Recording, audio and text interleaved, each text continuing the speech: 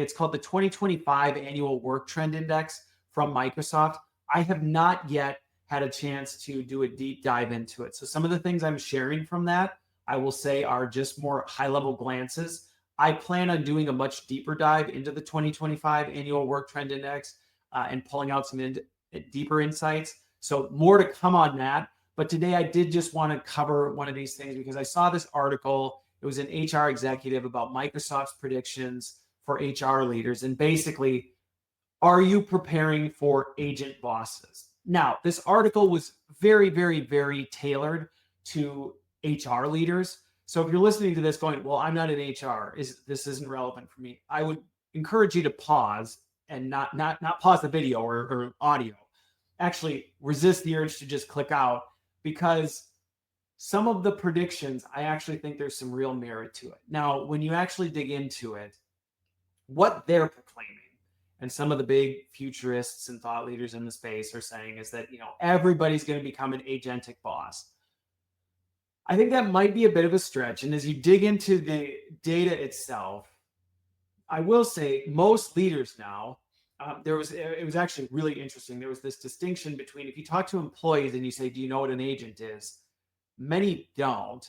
But if you talk to leaders and senior leaders and say, do you know what an agent is? Many of them are like, well, yeah, I do know what that is.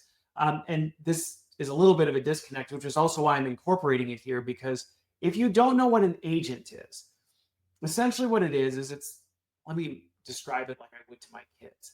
It's basically like if you packaged up generative AI or, a chat GPT into something that was used for a very specific purpose and was trained to do a very specific set of things. Now, those things could be multimodal. And what I mean by that is it can do more than one thing. So it's not just, respond to emails. Like, it could do different things, like when I have this meeting, take it from the meeting, take the transcript, take some of the key points, take those key points, put it into Salesforce, and mark Salesforce as I had a meeting with this person today, type of a thing.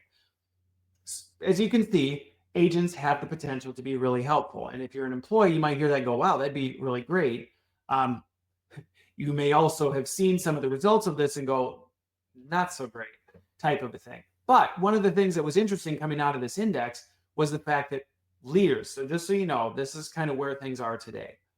Leaders are fully expecting their teams, or at least 41% of leaders believe their teams will be training AI agents in the next few years, and 36 are going to be managing them. So in the next 5 years, they think 41% of their people are going to be training AI. So at some point, you're going to be responsible for training agents. Now, I'm seeing that all left and right as companies are rolling out Gemini and Copilot, a gentle component of these workplace productivity apps. The logical next step is, once they're implemented, they're trying to get people to create agents to help them do some of their work. So you might go, well, I'm not going to do that. I'm not going to participate in training my replacement. Well, you might not have a choice.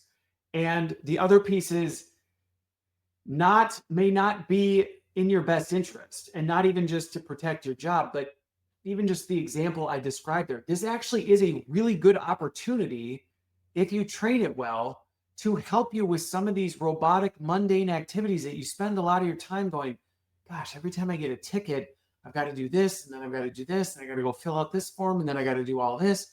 And some of this stuff isn't brand new.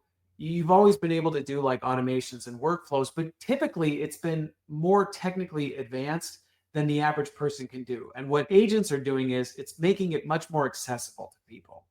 And so the average person can begin training an agent to do some of the robotic work it does, which is why leaders are already anticipating 41% of their people are going to be training agents in the next 5 years. So I actually would be curious, from those of you watching or listening, have you started actually training agents? I can tell you, even as an independent person, I have trained agents for my own stuff. I've trained agents for other things. I am very surgical about it, which I think you need to be very careful how you train them, but it's something that's coming. But I am curious. I know I tend to be on the far end of the curve, so I'm always curious where people are. So I'd love to hear from you. But the one that we're not quite, I mean, a third, a little over a third. They're planning actually managing agents. And I actually just talked to somebody this week who they have a good friend who is in a big tech company, and their job now is just to oversee the code that's being written by AI and spot check it, give AI feedback, and then make sure that it goes through the proper, you know, channels before it moves to the next step. So if you really think about this, some of the industrial revolution is coming for knowledge work in this, because as I actually got a chance to talk with this person about their job now, I'm like, this actually sounds like somebody who worked on a manufacturing floor as, you know, machines first started getting implemented. You went from being the person who's like widgeting, pushing things together, to you're kind of overseeing as things go by, looking for, you know, errors and glitches and things, and, you know, taking things that are broken off the line type of a thing. Which, depending on who I talk to, some people, you know, are terrified of that future. Others are not. But the reality is it's very much coming. And generally, I would say we're moving through the change curve. 70, and according to the report, and again, I'll do a deep dive into it, but almost 80% of people believe AI is going to accelerate their careers, which I think I agree. AI has a ton of potential. I will say that, to accelerate your career. Does it also have the potential to destroy it? Yes. Yes, it does. It does. Now, one of the unfortunate things that I thought as I came to this was a lot of this shift is leading towards companies thinking they need to hire for new and distinct roles. I actually think that's unfortunate, because I don't see, as much as this stuff is changing, I don't see as much of this being a transformation in we're creating new jobs. I do think we're going to see new jobs, and the economic reports are demonstrating this. But a lot of times, as I'm looking at a lot of the layoffs and some of the ways even executives are thinking about this, it's more about we need to hire AI talent. And a lot of times I look at that and go, not really.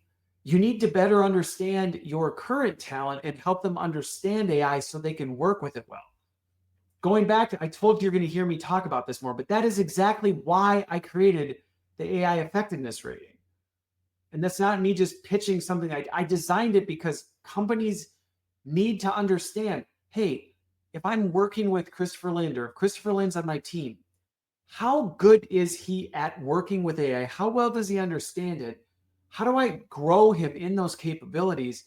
And then that allows me to then say, how do I hold him accountable to making sure he's using AI in the right places? Well, that's very hard to do if you have no idea somebody's capability. And right now, very few people know what they're doing with AI, let alone know how equipped and how capable their people are of using it. So I'm in the process, I mentioned it in the beginning, of actually creating a digital scalable version of it so that people can do this at scale, instead of being like, Christopher, can you do a one-on-one interview with me and then come back with a report of what your analysis is based on your criteria. I'm building, going back to the agent, I'm building an agent to be able to deploy that so I can make it more affordable and scalable for people, while still keeping the human touch component in and incorporating that into the design. So it's a little bit of a sales pitch, but you're going to hear me talk about it more, because it is critical to some of these problems that things like this work trend index are pointing out, which is, whether you like it or not, you are going to be responsible for training agents. You're then going to be responsible for overseeing those agents. That means you need to understand how agents work, what is appropriate for an agent to do, what is not, where should those human touch points come into play, what are the kinds of things you should hand over to AI, when should you not, when do your personal biases over, well, I like doing that, get in the way of you actually delegating work that you should be delegating. If you're a leader, do you even know how to analyze that within your people and what that means for the strategy of your organization? Many don't. So if you're hearing me describe that and going, oh my gosh, Christopher, like, I don't have an answer to those questions. Well, neither do most people, which is exactly why I spend so much time creating content like this to try and help make sense of it, and then leaning in and trying to provide people with the tools and resources to be successful with this. So all that to say, More to come on a deeper dive on the work trend and index, but just know you are going to be training and unlike what we saw with the Industrial Revolution, where you just kind of showed up and it was like, hey, the machines are doing it. Knowledge work won't work that way. And so that's one note I will add to leaders. Unlike where you could maybe just build a machine that made the widgets and you just kind of announce to people, hey, you're not assembling the widgets anymore. You're just watching the widgets to make sure that they were assembled correctly. You're not going to be able to do that with AI. And honestly, actually, that wasn't super great because there were things that people who had tons of skill assembling things knew more than and weren't consulted, and it caused some problems even in the Industrial Revolution. Those problems are going to be accelerated and exacerbated in the AI age. So if you're a leader, just tread carefully and thoughtfully. If you're an employee, just be prepared for this so that you can start thinking about it. And for any of you, seriously, ask me about the AER, because you're just so much better off if you know what you're working with and where you're going than if you're flying blind.